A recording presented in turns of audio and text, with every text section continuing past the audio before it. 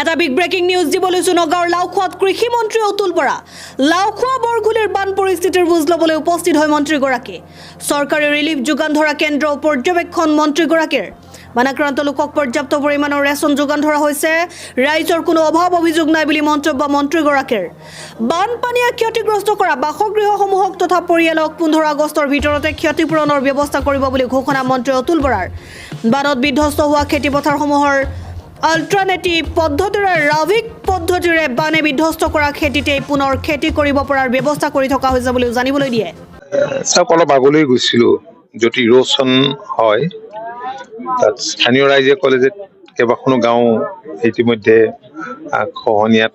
নাইকিয়া হৈ গৈছে আৰু এখন গাঁও আছে প্ৰটেকশ্যনৰ তাত ব্যৱস্থা কৰিব লাগে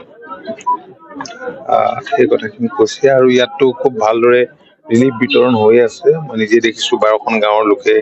ইয়াত ৰিলিফখিনি ঠিকমতে পোৱা বুলিয়ে কৈছে আপোনালোকে জানেই যে ৰাজ্যখনৰ 28খন জিলাতেই বান হৈছে আৰু বান হলে ক্ষয়ক্ষতিটো হয় আমাৰ কথা হ'ল যে মাননীয় মুখ্যমন্ত্ৰীয়ে ৰাজ্যখনৰ বিভিন্ন ঠাইত বন্যাত্মৰ খবৰ ল'বৰ কাৰণে আৰু কি কৰিবলগীয়া আছে ৰিলিফ এইবিলাক ঠিকমতে পাইছে নে নাই পশুখাদ্য পাইছে নে নাই তাৰ কাৰণে সতীৰ্থ মন্ত্ৰীসকলক বিভিন্ন ঠাইলৈ পঠাইছে ময়ো আহিছোঁ নগাঁও মৰিগাঁও আজি প্ৰশাসনৰ লগত আলোচনা কৰিলোঁ আমাৰ বিধায়ক ৰূপ শৰ্মা ডাঙৰীয়াও আছে তো আয়ুক্ত ডাঙৰীয়াও আহিছে লগতে ৰাইজৰ মই ভাবিছোঁ যে অভাৱ অভিযোগ নাই নহ'লে ইটো পোৱা নাই মানুহবিলাকে ক'লেইহেঁতেন ঠিকমতে পাইছে ৰিলিফখিনি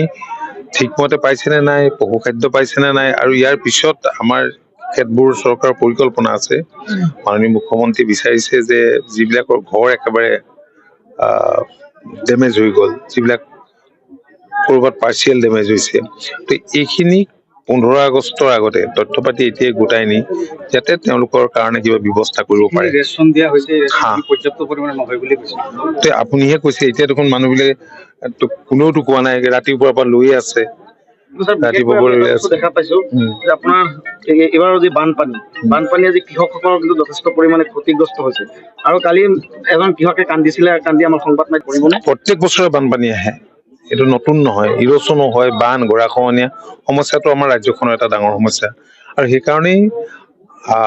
আমাৰ বিভাগে কমিউনিটি নাৰ্চাৰী কৰাৰ ব্যৱস্থা কৰিছে কাৰণ বন্যাত্মক যাতে সহায় কৰিব পাৰে নিজৰ কঠীয়া মৰিলো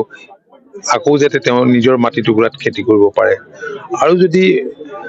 এই খেতি সম্ভৱ নহয় তেতিয়াহ'লে ৰাবিত অল্টাৰনেটিভ খেতি কৰিবৰ কাৰণেও বিভাগে সা সুবিধা দিয়ে